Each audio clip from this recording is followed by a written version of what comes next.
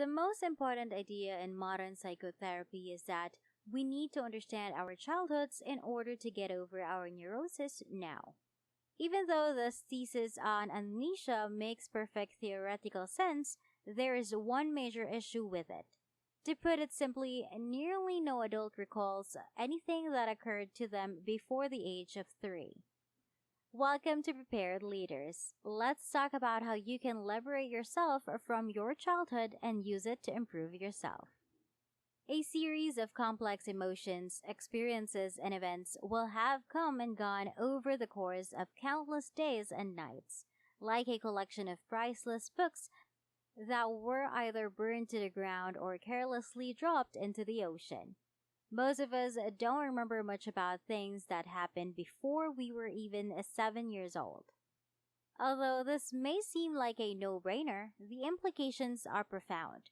We've defined a period as being really essential, but it will also be very nebulous. Every child's childhood is also marked by the fact that things that happened in the past, even if they were painful or very strange, now seem pretty normal and are hard to think about or question. We have actually grown up with our childhood. And since we know that what is constant tends to not communicate its oddity, we may have noticed that something seemed off about our caregivers. But it is usually outside the scope of our normal intelligence to fully comprehend what they were doing. We would rather run quickly in the opposite direction and focus on something else.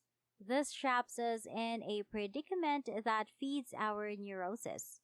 However, there is one really helpful method to move forward, and that is to look at ourselves right now and start asking ourselves questions. What's happening for us right now actually contains all the information we need to understand the past. We don't need to waste our time trying to recall details that have actually completely slipped our minds. The legacy of the past will be alive, rich, and vivid for better or worse at every instant of our actual adult life. All we need to do is take stock of who we are right now. So, as future archaeologists of our past, one of the first things we must ask is, what do we fear most in the adult world on a daily basis?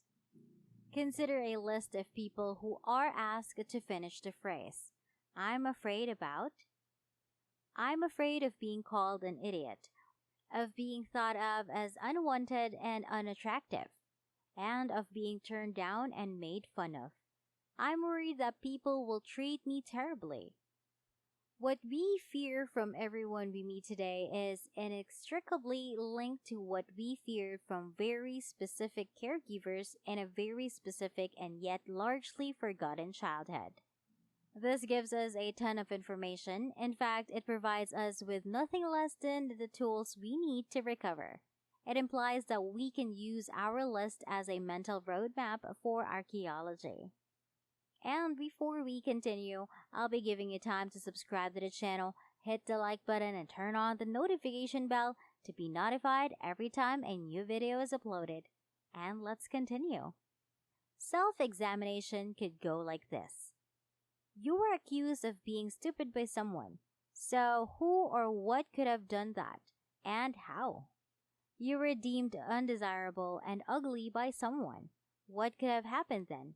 Someone appears to have rejected, insulted, and humiliated you on purpose. You most likely encouraged extreme nastiness from someone. Is this at all recognizable? With such reminders available, we might not be accustomed to thinking in this manner. Unconscious ideas may become rich and colorful. We might have a new perspective on our caregivers and our experiences. With this perspective, we can suddenly see that there was a lot more going on in those early years than we normally believe. What will happen after that? With great patience and courage, we must revisit the past while keeping in mind the projections we have made about each and every person in the present. And every current issue has very specific roots, and the more we understand them, the freer and less burdened we will feel. We won't have to live in perpetual fear or difficulty in the future. We can identify the root cause of its true troubles. It is constantly urged and promised that treatment will help us remember what actually sets us free. It's not always clear because we often look elsewhere for the things that could make us unhappy. However, for some of us, a high and constant level of fear is the biggest thing that keeps us from thriving. We often don't want to say what we really want, see what we're good at, or go after our goals in the world with courage. We may appear to be just polite and quiet, but we are actually more destructive and damaging to ourselves. We are ashamed of what we want and, in the broadest sense, of who we are. We often imagine a more straightforward life in a way that doesn't help us, which makes us more likely to be quiet for a long time. We naturally avoid the idea of causing offense and disorder because we associate it with large-scale, dramatic actions that cause significant upheaval in the lives of people we care about. But directness doesn't always have to mean this. We may learn to think of speaking up in more moderate terms, as an evolution rather than a revolution, and take a few steps to boost our self-confidence, which may help us lose our unproductive shyness over time. Perhaps you deserve to be here because this is an idea that is utterly unorthodox. Maybe you don't have a shameful nature. Maybe you are permitted to love and on occasion receive love in return. Maybe you are comfortable with who you are, what you desire, and all the blunders and humiliations you've, like all of us, caused. Maybe if you took a few tiny steps toward freedom, nobody would object. I hope you guys have enjoyed this video. Make sure to give this video a big thumbs up and turn on the notification bell so you will know when I upload new content. Leave a comment down below if you have any questions. Be sure to subscribe if you haven't yet, and I'll see you all in my next video.